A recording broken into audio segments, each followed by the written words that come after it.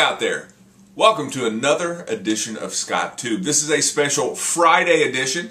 Yes, it is still Friday, even though the days kind of seem all the same now. Hopefully you and yours are doing well. We're going to kickstart it off this week with Memes with Mihalik. Kind of a little recap of what's been going on. We've got some Star Wars in there, some teacher appreciation. You're really going to enjoy it. And then Mrs. Walton is going to, I think, outdo herself yet again with a dish that just looks delicious. So check this out. Hi ladies and gentlemen, welcome back for another rainy day episode of Memes with Mihalik. I just wanted to let you know I tried to incorporate some of that Star Wars material that we've been using throughout the week to finish off our week celebrating Star Wars. Okay, Austin, I know this is probably your attitude when working out, but this is more what I look like when I work out. And I just wanted to share this with you because this is how I envisioned you looking lifting that log this week. Mrs. Morris, if I tried to do the triathlon, it would look more like this: running, swimming, and biking. So many of you saw how board games worked in my house, so we've instituted new rules. We've had a lot of episodes about food this week, and I loved watching Gavin make noodles that looked gourmet, but this is how my noodles would look. Those fruit lightsabers looked great this week, but this is what I thought about Fruit Ninja and Star Wars. Physics was definitely a class I struggled in, but I definitely understand physics in Star Wars. Mrs. Nass, I'm trying hard to understand. We tried to give you a few extra months without students, but you're still leaving? So some of you may think this is the cutest meme of 2020, but really it's just a tribute meme. I would like to take some time to pay tribute to Mrs. Nass and her many years of service. So Mrs. Nass, you mentioned your interest in architecture. Aren't you so glad that you weren't an architect? Because I'm sure being a principal was so much different. Mrs. Nass, I truly give you kudos for learning names because this is me after 6 weeks in class with the students, but you know the names before they even begin. And finally, we truly do appreciate you, Mrs. Nass. We look forward to what you're going to do next. Mrs. Hammonds mentioned answering questions, and I really hope that you will, as she transitions into her new job as principal, answer her questions. This is how I looked when I heard Mr. Bagwell mention that Alan Alda was doing a podcast with Rapid Fire, because this is how I remember Alan Alda. Mrs. Koppel, I enjoyed your interview, and I wanted to help you figure out what motivates people. Finally, welcome to both of the two new principals. I hope that you enjoy this coming year, and I wish you the best. I just wanted to provide you with a tip that might get you loved by everybody except your employer. Finally, a huge shout out to all of our nurses in our district. You have been wonderful, and we really appreciate you for a whole bunch of reasons, including this one. Finally, a huge shout out to all of the teachers that I teach with in this district. You are wonderful people. I appreciate you, and I know your students appreciate you too. Students, take a minute to say thank you to your favorite teacher and just let them know that you appreciate them as well, especially if you can read this and realize that it might sound a little bit different.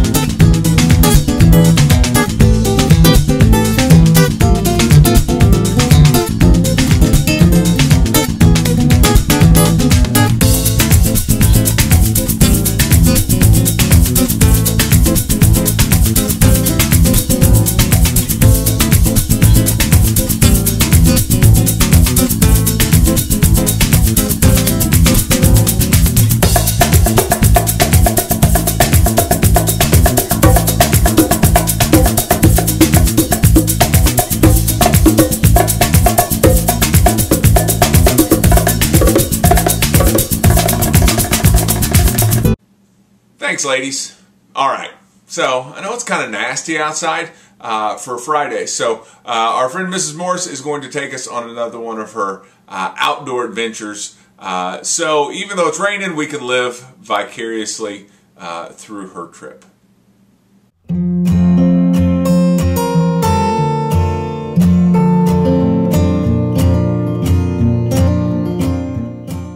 Nine Penny Branch Nature Preserve is located in Charlestown. It's not part of Charlestown State Park. You actually just put it in your GPS and you will find it. The hardest part about it, honestly, is just finding some parking. It's just kind of like right off the road there. You find a little place to park, head down the trail. It's a super easy, lots of gravel, wide trail too. So there were a lot of people there, but we had no problem social distancing. Just really pretty. Also too, it's under a mile to get back to the really beautiful falls. I believe it's history. It's kind of a neat little history. It's part of an old wagon trail, but a really nice, short and beautiful place for a short little trip for you.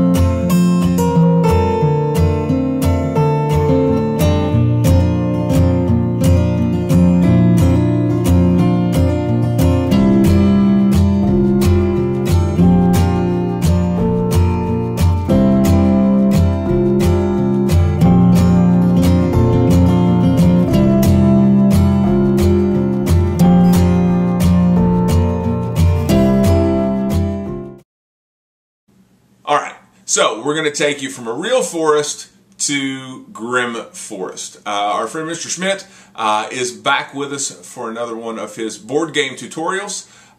This one, I'm assuming from the name, is based on the fairy tales from the Brothers Grimm. So check this out.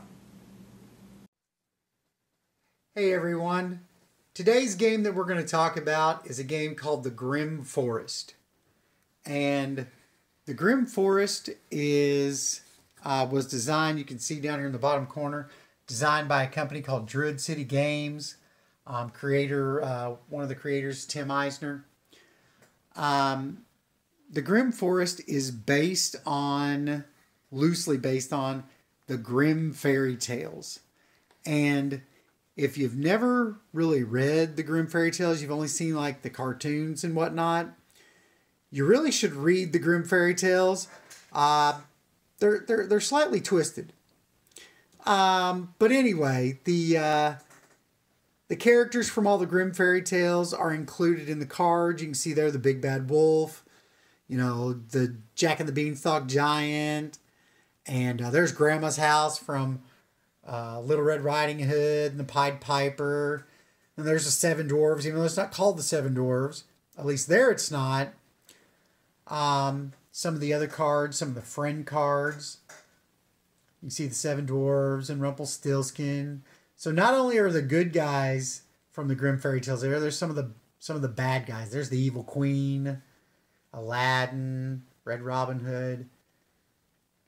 But you are playing as one of the very famous Three Little Pigs. You're actually playing one of the nieces and nephews, and you're gathering resources to build houses.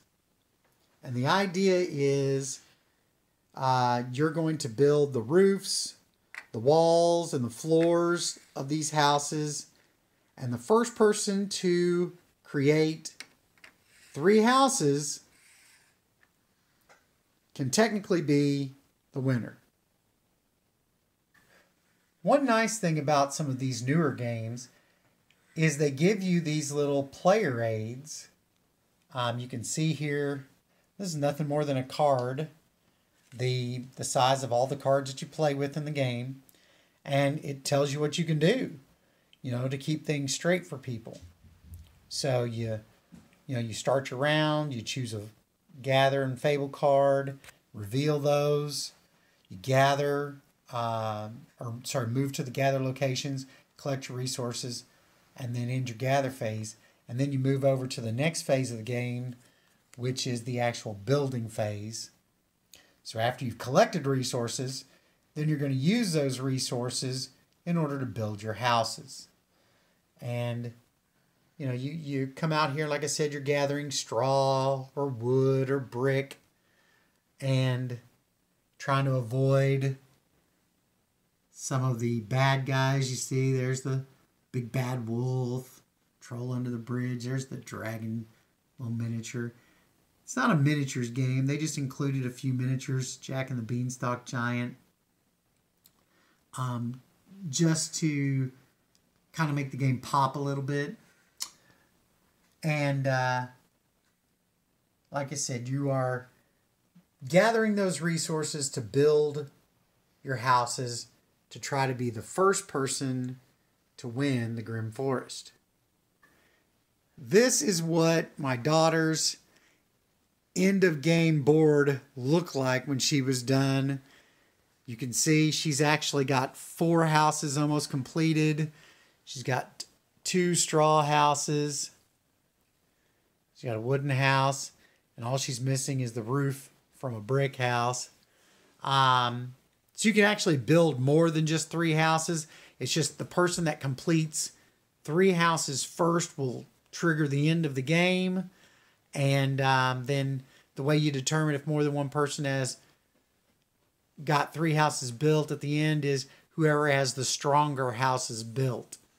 So my daughter, even though she's got all these resources sitting down here and has almost 4 houses completed, she actually lost this game because my finished board had 3 houses and I had stronger houses built.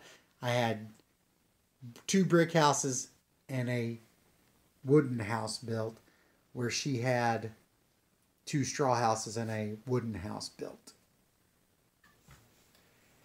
Like I say, Grim Forest game is made by a company called Druid City.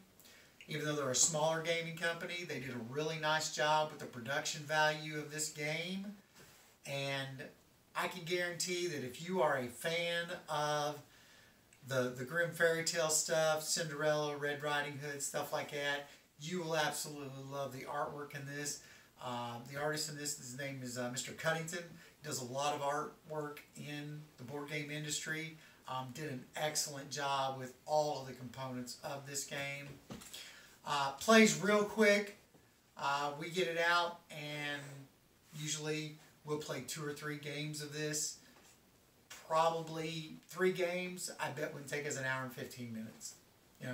Plays fast, quick to learn, a good game for people who may not be interested in really deep board games, but still like a little bit of strategy.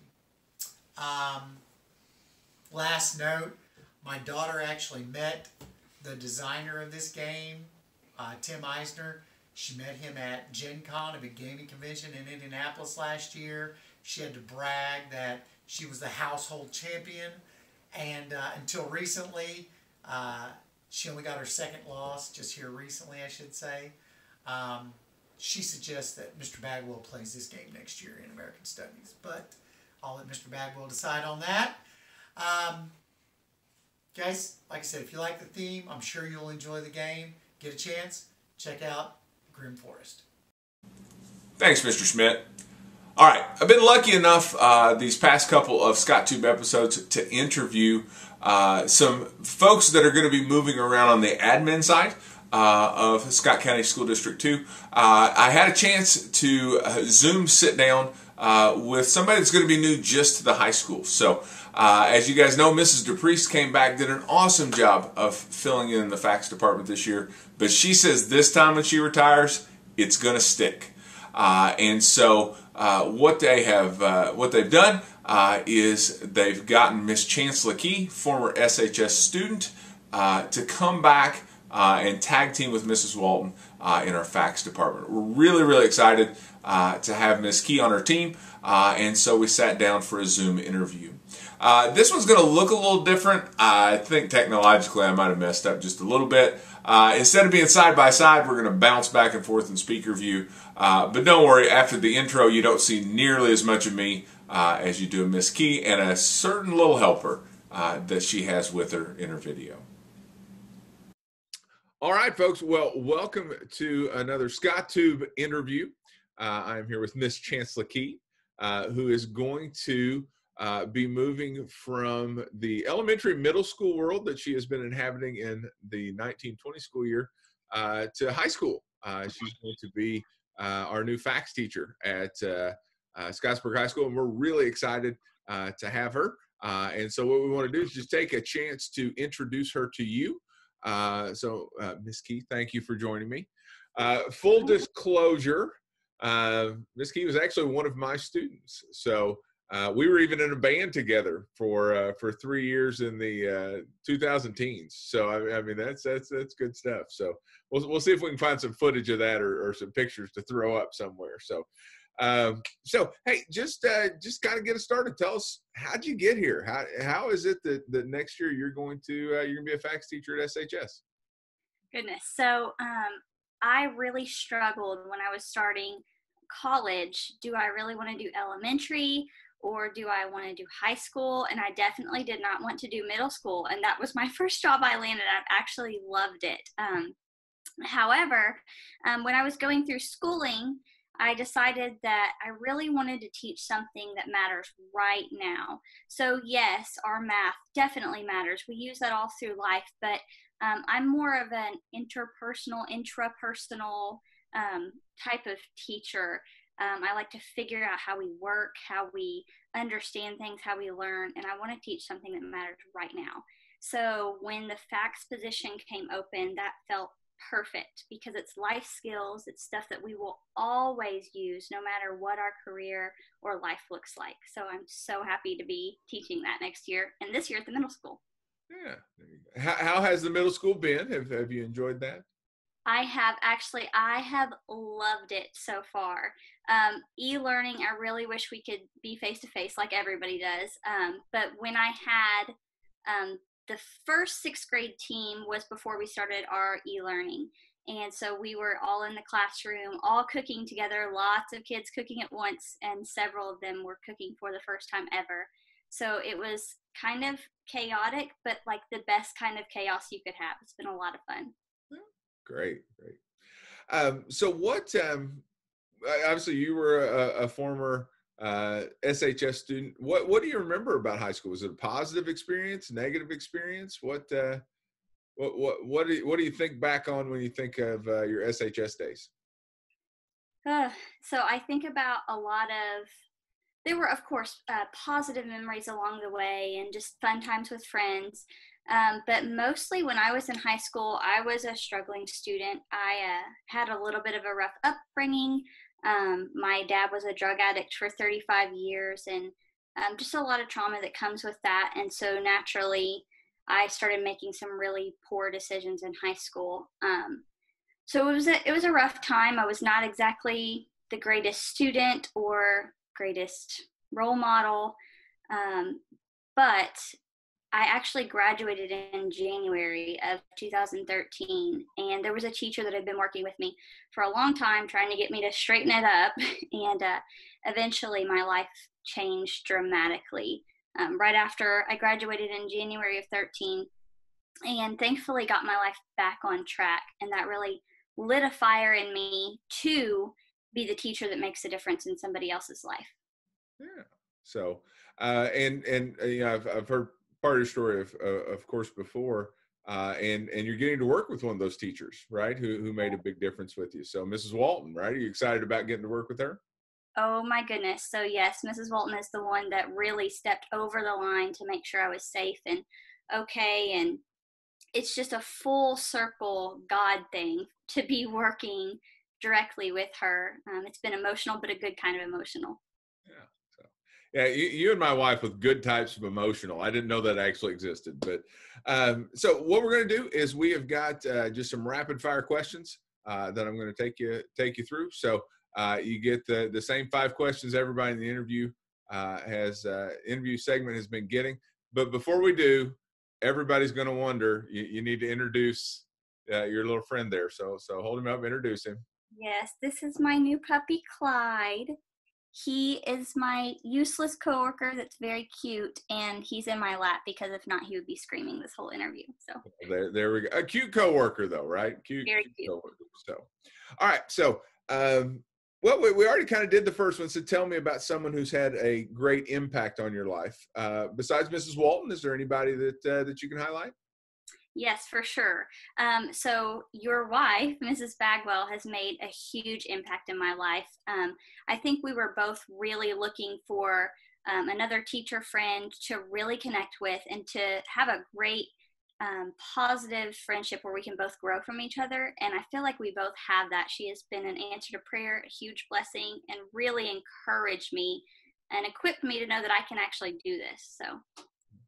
Well, I know she really enjoyed the experience as well. So that's been neat to watch you two become such good friends. So I did though get to see Little Women last night since you stole her for Little Women. I got her a DVD copy, so we got to watch that one last night. So, what do you wish you really understood? Currently, or as a high school student? Right now. Goodness. Or hey, go to high school student if that helps. That's a really hard one. There are times I feel like I wish I understood why we're going through our current circumstances. So part of me does wish that I understood that, but part of me feels like I don't know that we could handle it if we truly understood it at the time. Yeah. Okay. What do you wish other people understood about you?